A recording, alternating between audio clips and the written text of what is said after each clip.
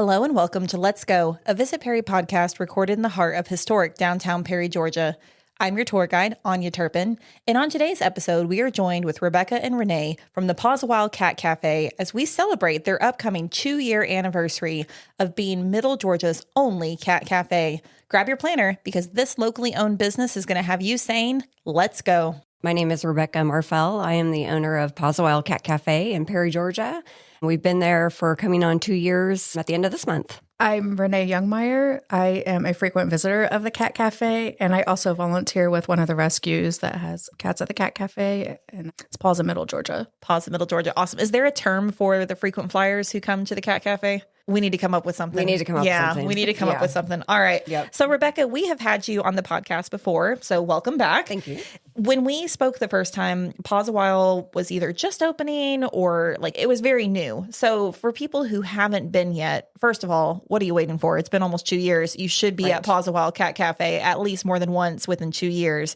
But for people who still haven't visited, can you kind of help us to understand what the Cat Cafe is and what makes it more than just a place with cats and coffee? Sure. So Paws Awhile Cat Cafe really is just an alternative venue for traditional pet adoption, specifically for cats.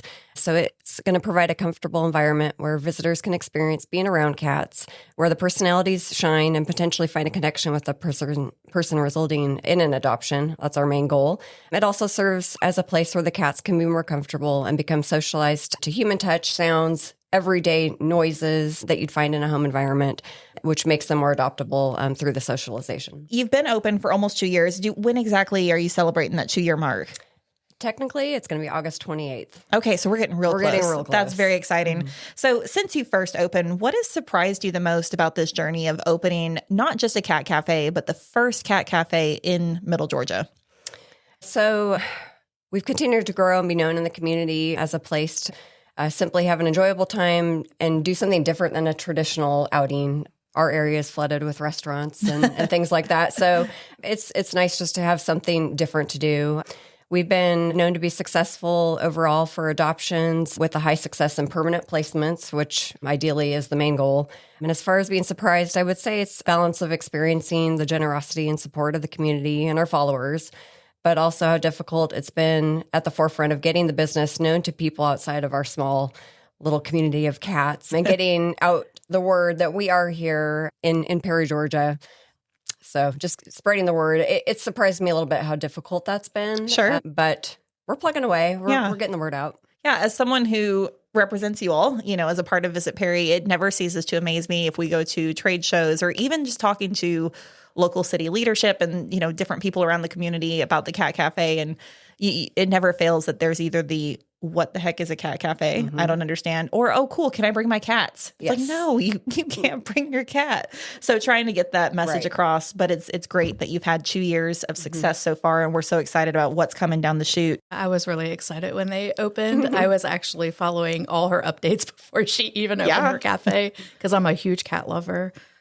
So when are you going to get open? Yeah. I think we were all beating down the door, yes. Yeah, and I think I wear her shirts frequently. I tell her I'm her walking advertisement because they're comfortable, they're soft, they're adorable. And people will ask me what is the Cat Cafe? I'm like, how have you never been there? Yeah. Because it's a fun place to visit. And I think it can be whatever you make it. You just want to bring a book and read. I mean, I've seen people just sit there and hang out and have a little date.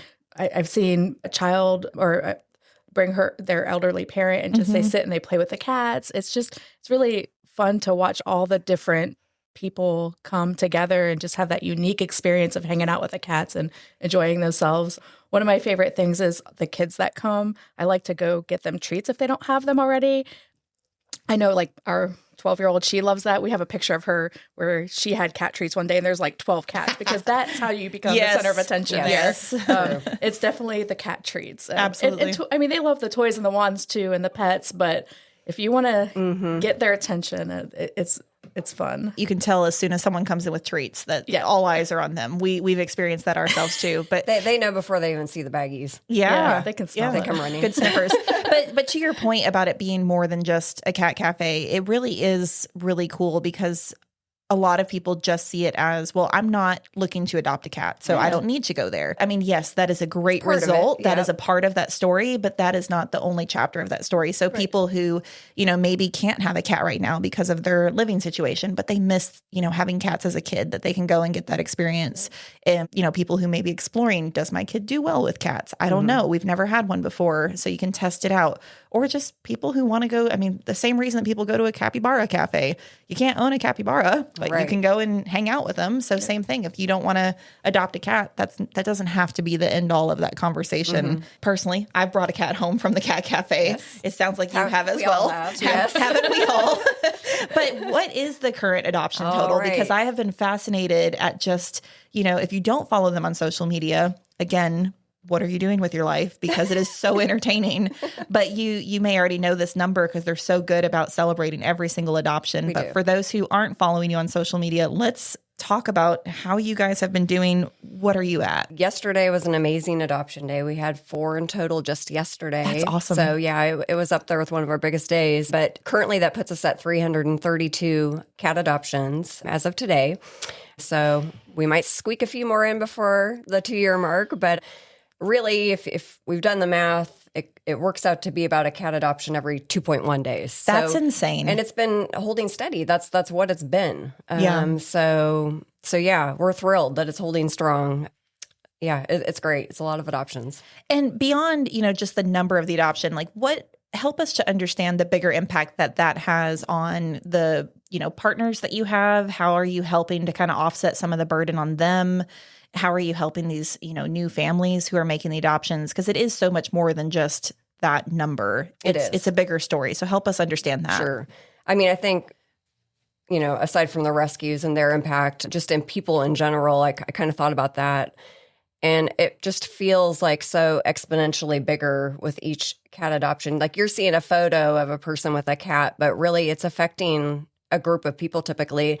And it may just be a single person coming in and this is just their sole companion, but that's a huge difference in their lives. But then you have the families and they're just expanding their pet family. So it's twofold. It's bigger than just the cat and one person. It's affecting a lot of people, which is super exciting to see. So it's affecting a lot of people. But yeah, the rescues, I know, and I hope that it's helping them. I think it is. It's just another avenue for them, especially for maybe some of the kitties that just aren't going to get the eyes put on them in a normal environment that they have, whether it's working through socialization for some of them.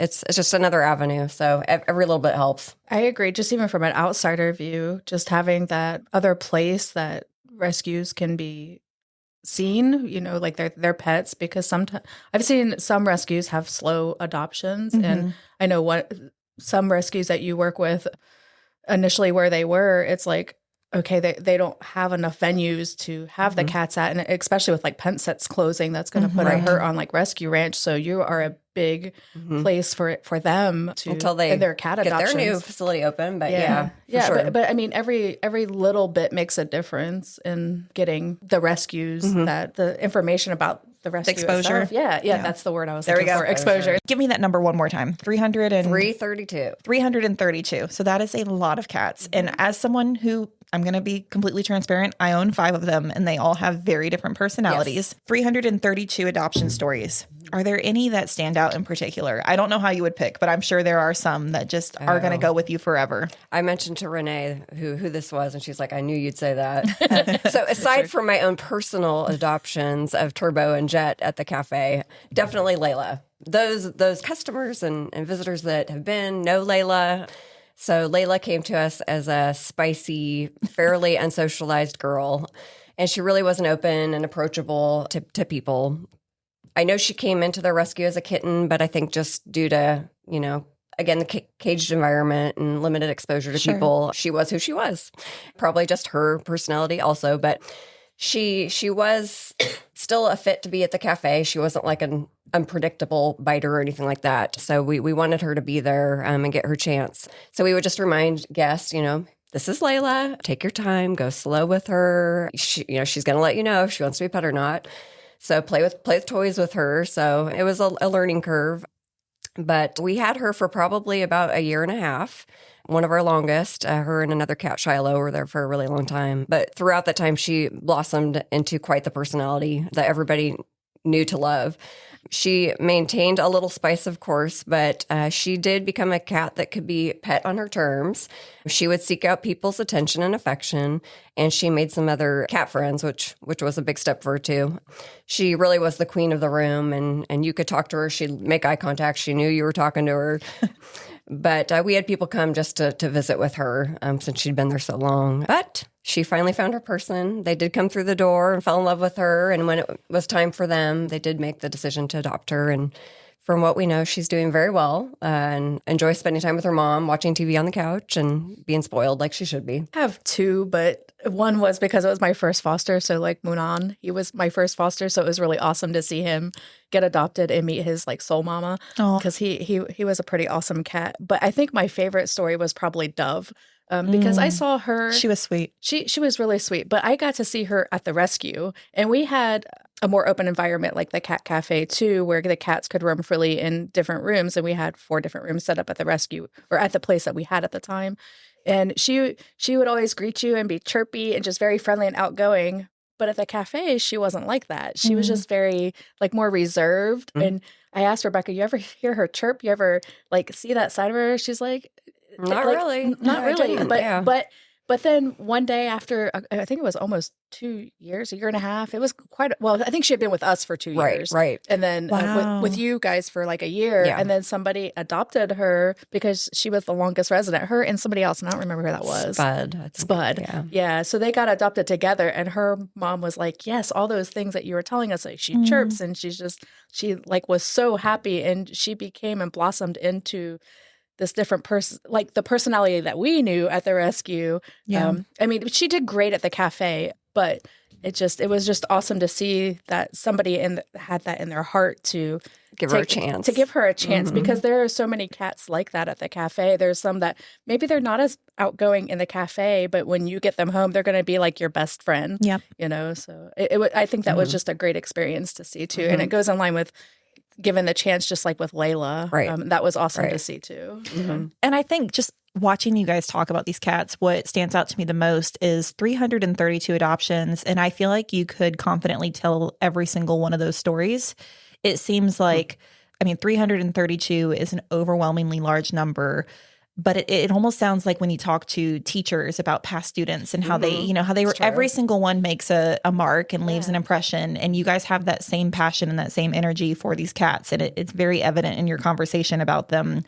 I think one of the things that stands out to me the most when you visit your facility is the markers along the ceiling that have the name tags of every single cat that's been adopted. And I think you started that fairly early on, but people who maybe, visited in that first month or two maybe didn't see it. Can you share a little bit about what that is and kind of how that concept came around? Yeah, we didn't do it when we first opened, but as adoption started happening, it felt like something just needed to be done extra to kind of remember each story, because they're all special. They all mean something. You just don't want to like send them out the door and forget them. So yeah, I was like, I have this big white boring wall. Like, what we could do something fun here. So yeah, I just kind of thought about it and was like, let's just acknowledge each cat in that way. So we have a little marker for each cat, and the new family gets to sign it, kind of make it their own, and it's got their number on it for their cat adoption number. And it goes up on the wall. So we just have a line now. We're three lines around the wall and about to make a 4. So, That's awesome. Yeah, I can't wait till the day that you run out of space. I know. That's exciting. So we've talked a lot about the adoptions, and obviously that is a huge part of what you guys do. But I really do think one of the things that you guys do best is your special events. The day-to-day, coming and visiting the cat cafe is always a great experience. And, meeting the cats is the best part of the cat cafe. But these yoga nights, the bingo nights, the adoption parties, the meet and greets with different breeds, how have you kind of imagined these events into reality, and how have they helped to shape the cat cafe and further your mission?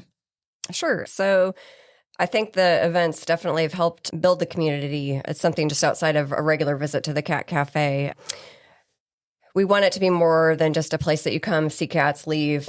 That's it. That's the end. We want it to be a place where people can come and gather and have fun, make an event of it, a memorable experience. So things like yoga, bingo. We have a lot of birthday parties, which are really fun to have there at the cafe. It just gives people a little something different to do in the community. Again, instead of just going out to dinner or going to see a movie, just some of your normal things, which are great, but just Everything's better with cats. Everything's better with cats for sure. So just coming to spend some time with us and try something different and hopefully return, finding it's an enjoyable experience. But ultimately, the goal with these events, of course, is to get more eyes on the cats. It's always our goal, our mission, just to get more people involved. Every new person that walks through our door is a potential adopter, or they may know of somebody looking to adopt a cat. Like, hey, I saw this really cute cat. You should go check it out. So it's an event simply for fun, but also potentially a moment for adoption, which is our goal.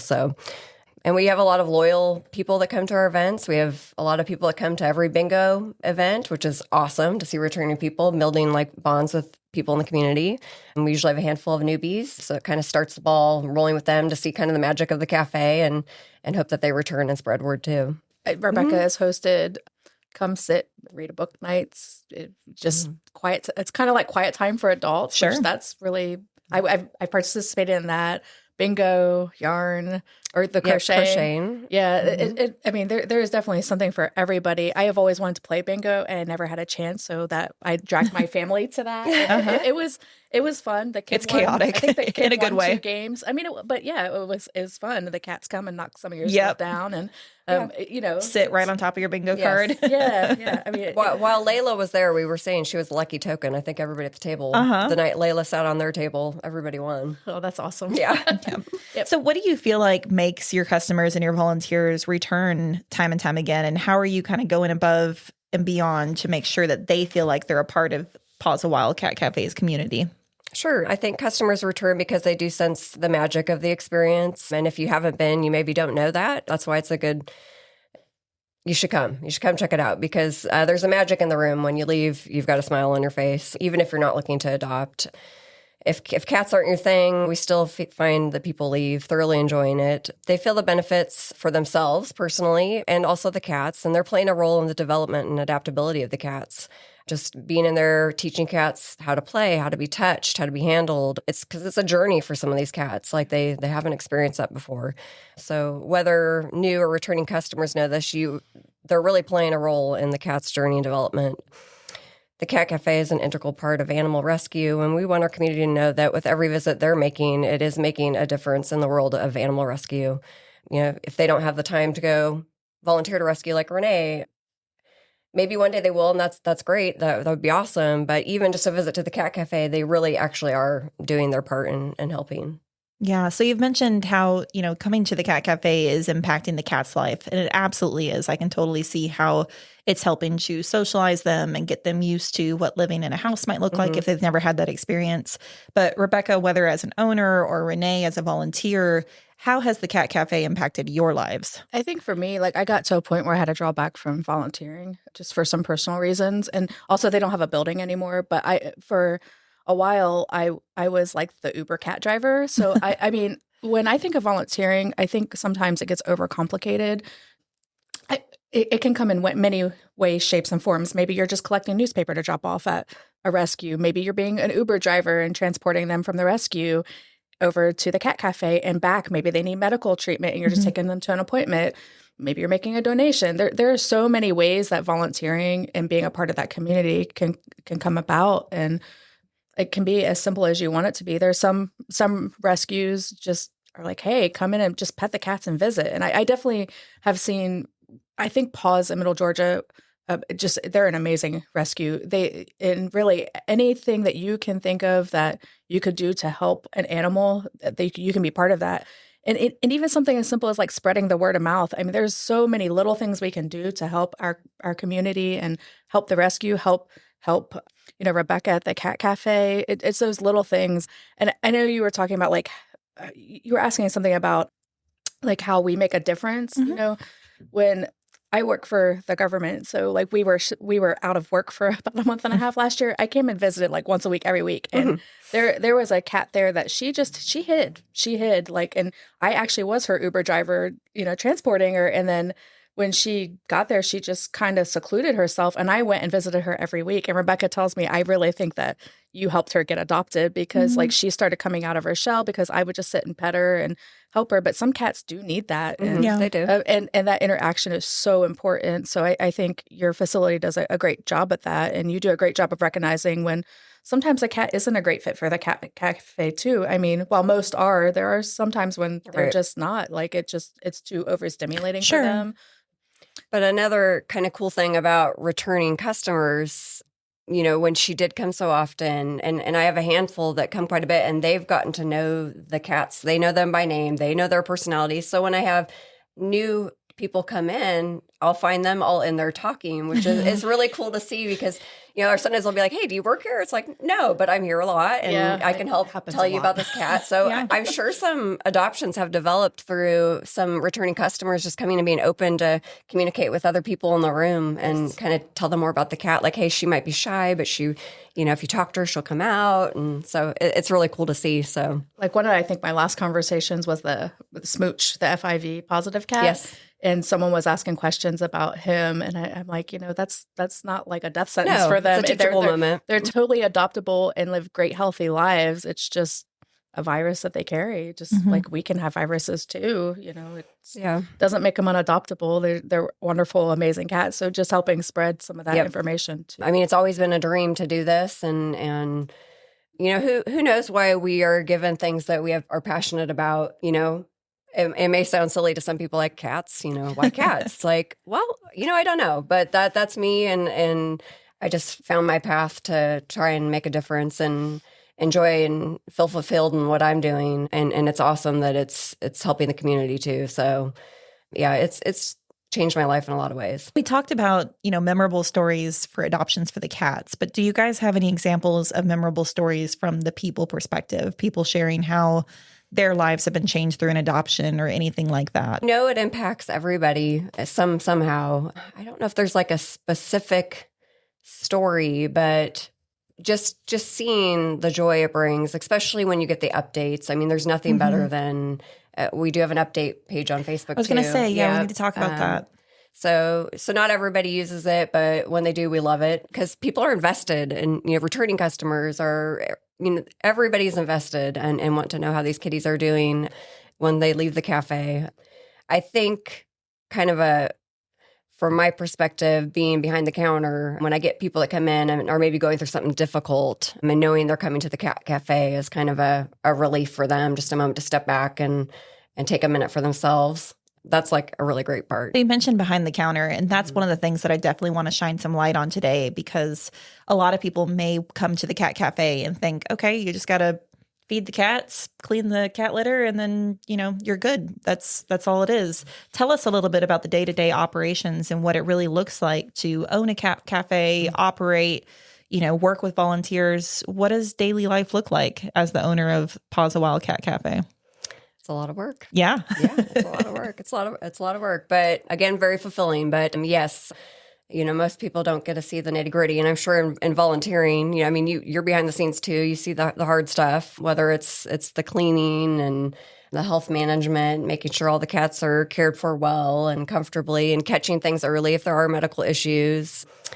But yeah, it's a process every morning to make sure the cafe is clean and ready to go for customers. And then not just the morning, but maintaining it, keeping odors at bay, because it's cats. Like there's going to be smells, and just doing our best to manage that and keep a good environment for people to come into and leave with a good experience. But of course, keeping cat's health, first foremost.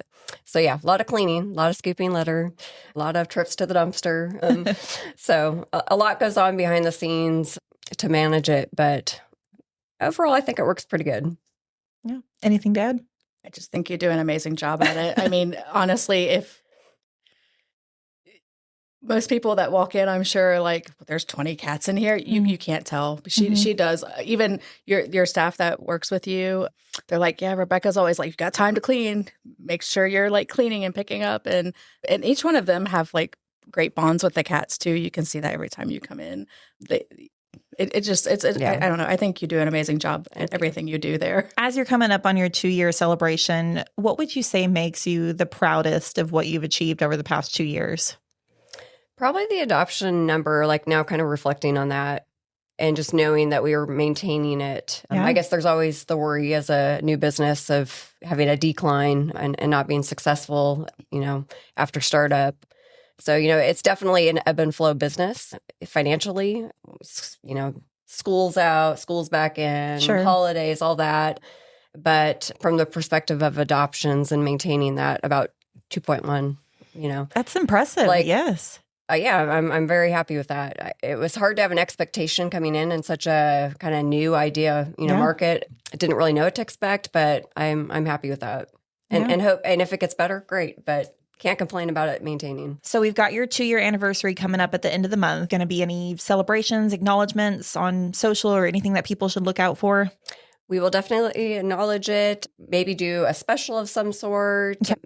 But, if you've adopted a cat, come by, say hi, give us an update. That would be awesome to hear. Or post them on social media.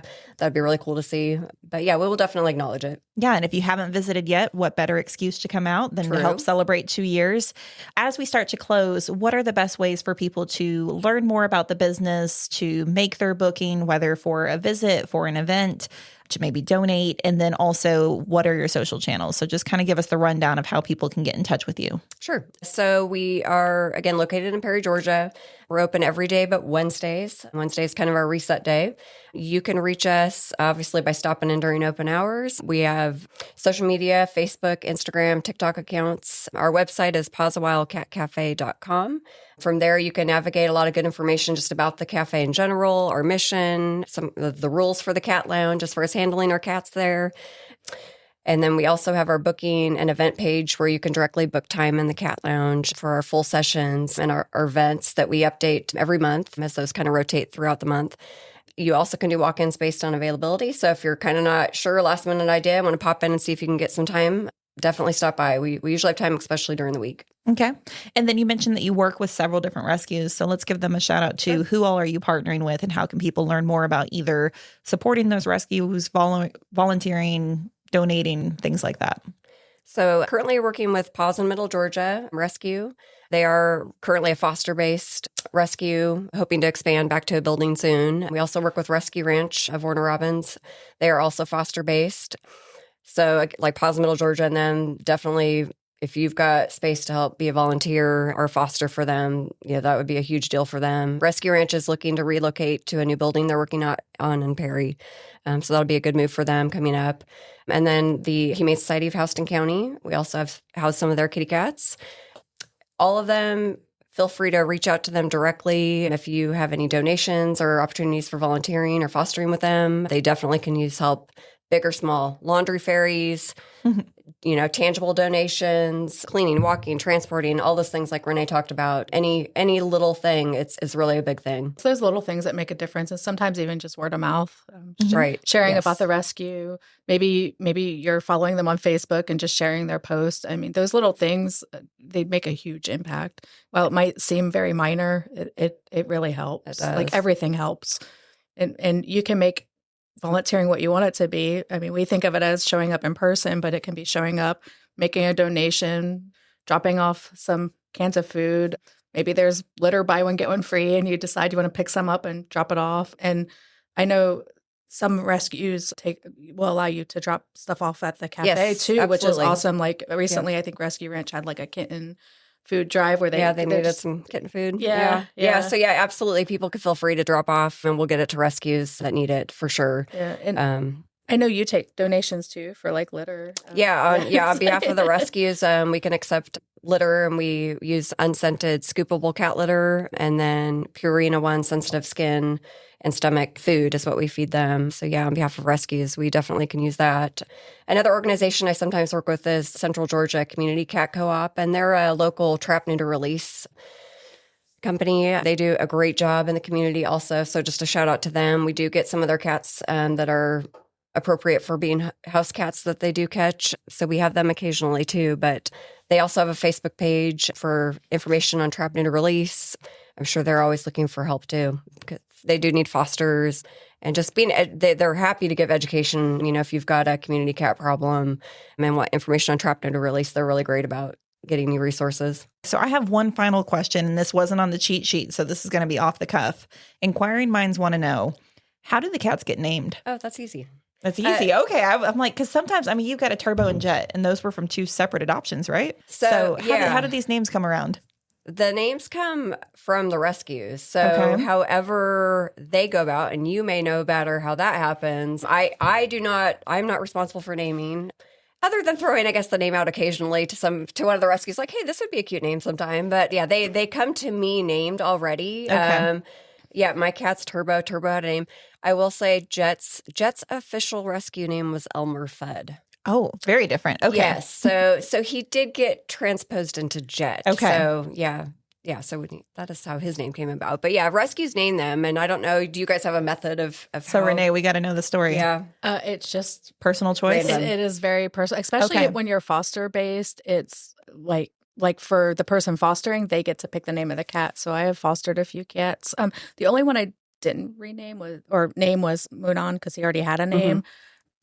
But like we had 2 kittens and we named one Casper, like spelled Purr. Oh, that's cute. They were like really Cute. cute. The kiddos helped. She wanted to name one Frankenstein. So, I mean, it just really, as long as a name hasn't been used in the adoption system, then it's something that we can name the cats. That's awesome. So perk of volunteering is if you are creative Yes. with names or you love just Yes. browsing the baby book Right. that you can name the cats. Well, I've seen Chat GPT used a lot. Okay. Like our let's go through the cycle of potato chips or candy bars or whatever. Well, and that you see that more commonly, I think, with litter. So when you have Yes. like a mom that comes in, like Dove was a mother cat and had babies, and like so her litter would have been named, in line with that, and you see that too, or like the Smurfs. Somebody Yeah. may just name a whole bunch of cats after the Smurfs, and they call it the Smurfs litter. It just I makes love it it. a little easier. I Yeah. feel like I recall one either having all the Twilight names or something, but it's like you kind of start to wonder, like, I want to meet the person who named these Right, cats because we could right. be friends. yeah. Yeah. I mean that it really just.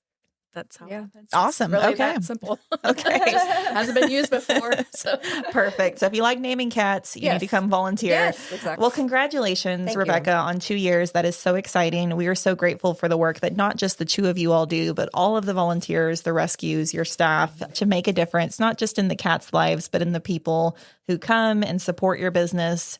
If you haven't been to the Cat Cafe yet, definitely plan to make a visit before the end of the month so you can help them celebrate their 2-year anniversary and then keep coming back so we can have them around for many, many more years. And I'm so excited for the day that we hit 500 adoptions Right. and 1,000 adoptions and just keep seeing that number climb until you have no more walls to fill. That's very Right. exciting. Yeah, we'll figure it. That'd be a good problem to have. A So very we'll good problem figure to it have. out. Yes, yes. Well, thank you both so much you. for being here with us this afternoon, and we can't wait to see what happens next. Thank you. Thank you. Let's go plan our visit to the Paws Awhile Cat Cafe. You can learn more about them by following them on Facebook, Instagram, and TikTok, or visiting their website, www.pawsawhilecatcafe.com. Thanks for tuning in to the Let's Go podcast, brought to you by the Perry Area Convention and Visitors Bureau. Recorded in the heart of historic downtown Perry, inside the Perry Welcome Center, we hope that you found today's conversation helpful as you plan your visit to the Paws Awhile Cat Cafe. You can learn more about this business and everything that is happening in the Perry area at visitperry.com or connect with us on our social channels at Visit Perry. If you enjoyed today's episode, don't forget to follow our podcast.